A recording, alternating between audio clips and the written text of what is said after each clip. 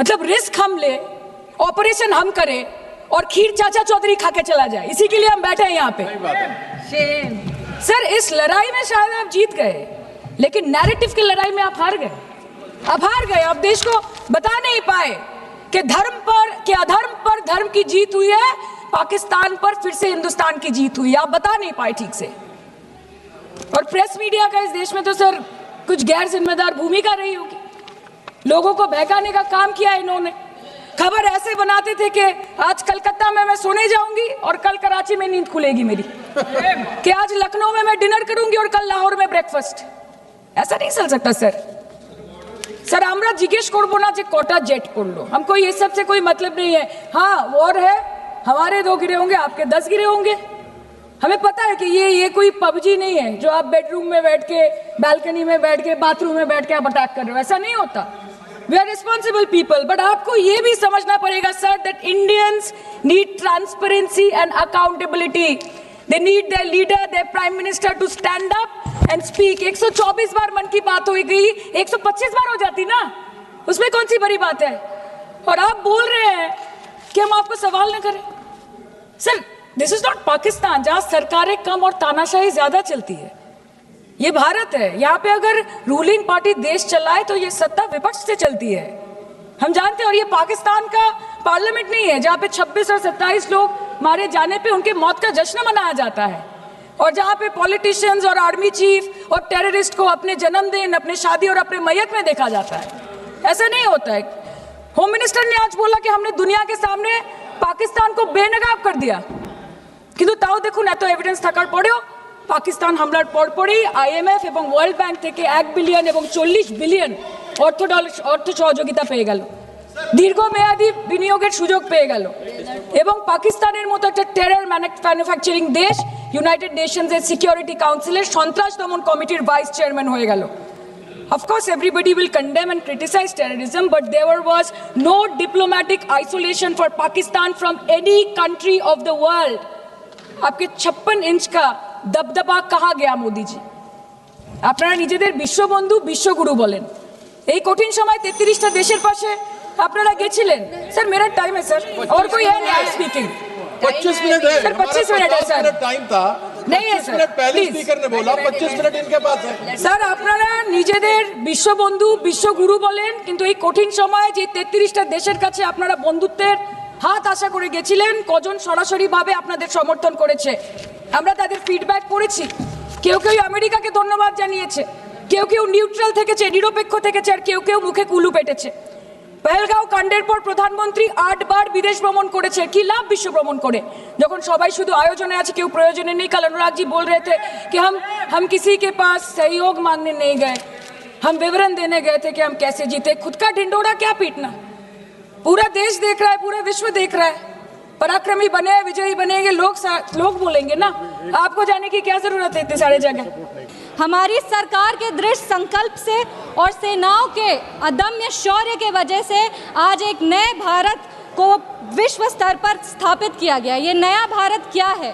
ये नया भारत वो है जो शांति के लिए गौतम बुद्ध और महावीर जी के दिखाए हुए पथ पर तो चलता है, पर अगर राष्ट्र सुरक्षा की और राष्ट्र हित की बात हो तो प्रभु श्री राम के धनुष को और श्री कृष्ण के सुदर्शन चक्र को भी उठाना जानता है। आज इस चर्चा के 2 भाग हैं। पहला भाग है पहलगाम पर हुआ अटैक, और दूसरा ऑपरेशन सिंदूर। पहलगाम पर जिस तरह से अटैक आतंकवादियों ने किया, वो नागरिकों पर अटैक नहीं, वो मानवता पर अटैक है। आतंकवादियों ने धन पूछकर उनकी पत्नी के सामने, माँ के सामने, परिवार के सामने, बहनों के सामने सारे जो हमारे देश के नागरिक हैं उनको मार दिया। हम लोग ये पूरा देश वो चित्र कैसे भूल सकता है जब एक नवविवाहित महिला लाल चूड़ी पहनकर अपने पति के शव के बगल में बैठी थी। इसने पूरे देश को झंझोड़ करके रख दिया था। लेकिन दुर्भाग्य की बात यह है कि आज भी हमारे देश में ऐसे लोग हैं जिनको पहलगाम से ज़्यादा दुख पैलेस्टीन के लिए होता है, क्योंकि ये उनकी राजनीति को फ़ायदा नहीं देता।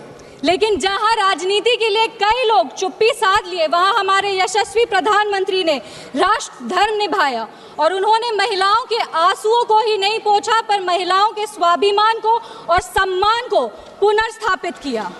हम बता देना चाहते हैं कि ये एक नया भारत है और आतंकवादी हमले के बाद ये भारत मोमबत्तियां नहीं जलाता, ये दुश्मनों की चिता को जलाता है।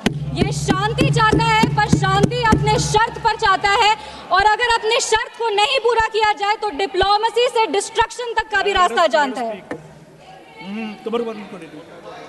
इसी बात पर हम एक शायरी कहना चाहेंगे, खतों का दौर गया अब फरमान भेजे जाते हैं, जो करते हैं भारत की आत्मा परवार वो सीधे कब्रिस्तान भेजे जाते हैं। अभी अपने कांग्रेस के साथियों का बात सुन रही थी और वो कह रहे थे कि 1971 में इंदिरा गांधी ने ये किया है, 1971 में इंदिरा गांधी ने वो किया, पर वो कभी भी 1971 का क्रेडिट बिहार के बेटे जगजीवन राम जी को नहीं देते हैं, जो तब के रक्षा मंत्री थे। बांग्लादेश ने उनको 1971 का वॉर हीरो डिक्लेयर किया था और रक्षा मंत्री होने के जंग के बाद भी उन्होंने सैनिकों के रिहैबिलिटेशन के लिए काम किया। लेकिन कांग्रेस पार्टी इसको कभी नहीं रिकॉग्नाइज करेगी, क्योंकि उनको दलित नेतृत्व से समस्या है। वो सिर्फ उनके साथ रहना चाहते हैं जो बाबा साहब के चित्र को अपने पैर पर रखते हैं।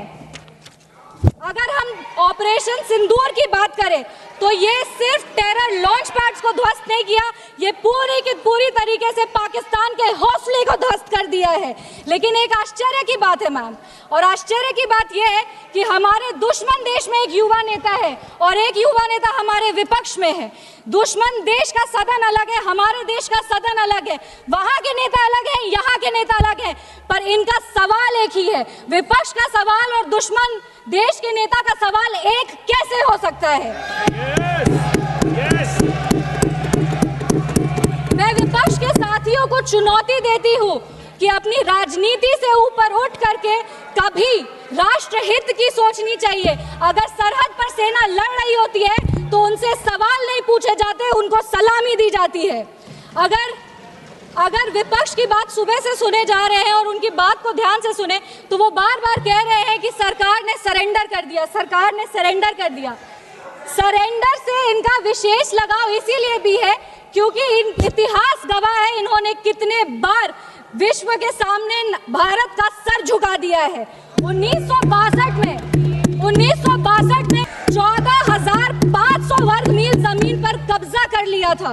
अमेरिका के तब के राष्ट्रपति ने कहा था कि भारत हमसे भीख मांगते हुए आया था।